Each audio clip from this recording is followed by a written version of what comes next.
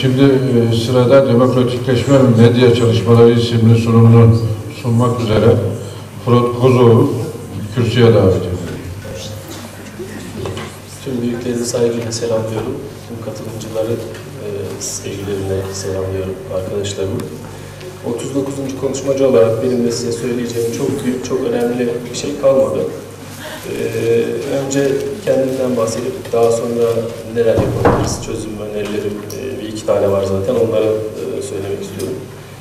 Önceki dönem Kafet Yönetim Kurulu'nda bulundum. Cumhuriyet Gazetesi'nde görev yapıyorum. Kafet'le ilgili ve derneklerimizle ilgili basın çalışmalarında faaliyet gösteriyorum.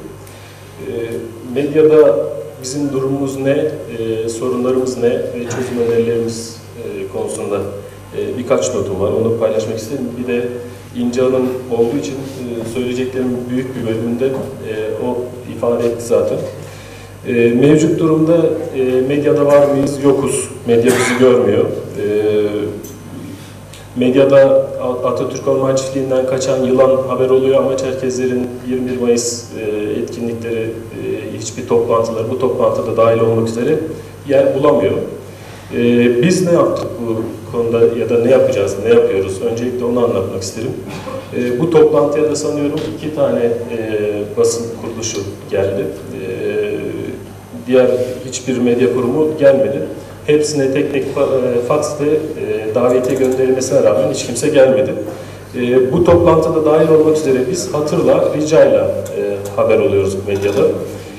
Bunu biraz kırabilmek için biz Ankara genelinde, Ankara özelinde daha doğrusu İstanbul'da çok sözümüz geçmiyor ama Ankara özelinde Cumhuriyet, Hürriyet, Anka Haber Ajansı ve Doğan Haber Ajansı ana çerçeve olmak üzere kendi çapımızda bir medya lobisi oluşturduk. Bunun altında Milliyet Gazetesi, işte Kanal D, Fox, Radikal ve Zaman gazeteleri var. İhlas Haber Ajansı da bu çerçevede sayılabilir. Ama 4 tane kurum bütün bizim çıkmasını istediğimiz, haber olmasını istediğimiz konuları bu 4 kurum aracılığıyla paylaşıyoruz. Basın neden haber yapmıyor?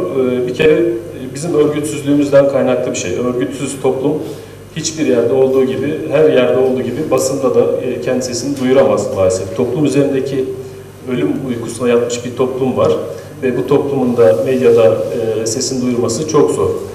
Burada iki tane seçenek var medyada yer bulabilmek için. Bir önceki oturumda Filiz abla sözünü etti. Halüj gecelerimizle, işte etkinliklerimizle, dans gösterilerimizle haber oluyoruz dedi.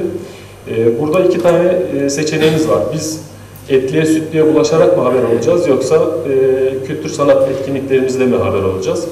İkinci seçeneği seçiyorsak biz haber oluruz, olmaya da devam ederiz. Çünkü medya için görsel tarafımız var, kıyafetlerimiz güzel, kızlarımız güzel, müziklerimiz güzel.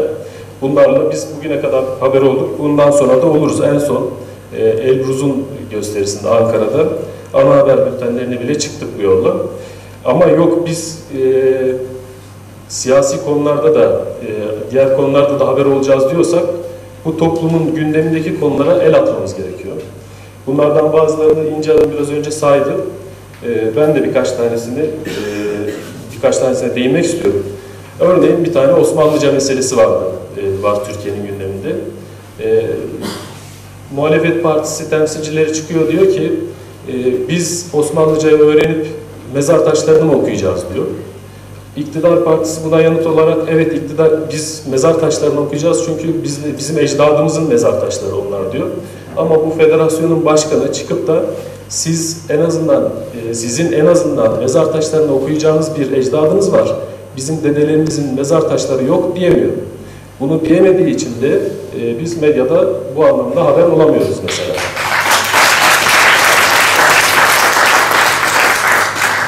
Aynı şekilde bizim 150 yıl önce yaşadığımız sorunları yaşayan Kobanelilerle ilgili bu federasyon tek bir cümle edemediği için bu anlamda da haber olamıyoruz. Biraz önce İnce Hanım söyledi, güvenlik yasasına ilişkin, güvenlik paketine ilişkin hiçbir bakışımız yok.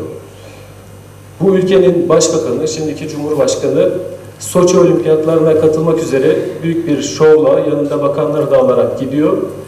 Bizim federasyonumuzun, yani direkt federasyon başkanına hedef alıyor gibi olmayayım burada ama bizim örgütlerimizin temsilcileri başbakana çıkıp tepkisini gösteremedikleri için orada da haber olamıyoruz. Yani buna çözüm süreci dahil. Türkiye'nin gündeminde bir çözüm süreci var. Çözüm sürecine bizim nasıl baktığımız belli değil. Ana dil konusuna nasıl baktığımız belli değil. Sürgün konusuna nasıl baktığımız belli değil. Eğer sürgünden bahsedeceksek, diğer sürgünler, diğer soykırımlar bizi bağlamıyorsa, kusura bakmayın, kimse de bizi dikkate almıyorlar. Kürtler sayesinde birçok şey kazanıyoruz ama Kürtlere küfür ediyoruz.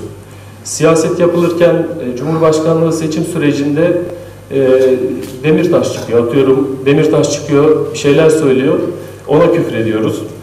Çerkezlik kimliğiyle, onu da aşıyorum, Çerkezlik kimliğiyle siyaset yapmak isteyen herkese küfür ediyoruz.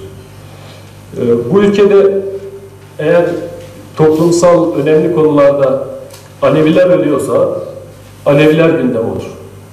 Eğer hiçbir gündem konusunda Gezi sürecinde, çözüm sürecinde, Osmanlı tartışmasında hiçbir konuda siz bir şey söylemiyorsanız, siz sokaklarda yoksanız maalesef bu konularda da haber olamazsınız. Siz Halüç gecelerinizle haber olursunuz. Alevi açılımı yine aynı şekilde aldığım notlardan birisi.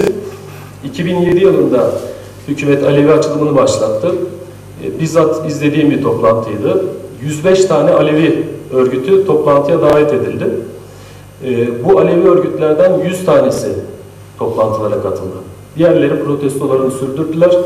Aradan 7 yıl geçti. Bugün iktidarıyla, muhalefetiyle herkes hala Alevilerin sorunlarıyla ilgili konuşuyorlar. Onları tatmin etmeye çalışıyorlar. Bundan sonra dediğim gibi bu konularda eğer bir bakışımız olmayacaksa medyada başka bir şekilde varlık göstermemiz mümkün değil. Ne yapabiliriz'e gelince biraz önce söylediğim kendi çapımızda oluşturduğumuz medya lobisini biraz daha geliştirmemiz gerekiyor. Bunun için bir medya çalıştayı yapılabilir diye düşünüyorum. Çünkü hiç bilmediğimiz bazı yerlerde çalışan gazeteciler var, televizyoncular var vesaire ya da söz sahibi olan insanlar var. Bunlarla ilgili bir temasımız yok. Bu teması kurma anlamında bir çalıştay düzenlenebilir. Onun dışında bir önceki oturumda da sözü geçmişti. Kendi medyamızı oluşturma konusu. Bugün Agos gazetesi örneğin. Agos gazetesinin toplam tirajı 5000'e ulaşmıyor. Ama biz bu gazeteyi bile çıkartamıyoruz. Federasyon Yönetim Kurulu üyeliğim sırasında Nart dergisi ile ilgili bir proje hazırlamıştım. Eğer bu dergiye 10 tane sponsor ve 4000-5000 tane de abone bulabilirsek federasyonun yaklaşık yıllık 250.000 liralık bir gelir kaynağına ulaşacağını söylemiştim. Bana gelen yanıt buyur yap olmuştu. Dolayısıyla kendi medyamız konusunda da bir çalışma yapmamız gerekiyor. İki önerim de bunlar. Teşekkür ediyorum herkese.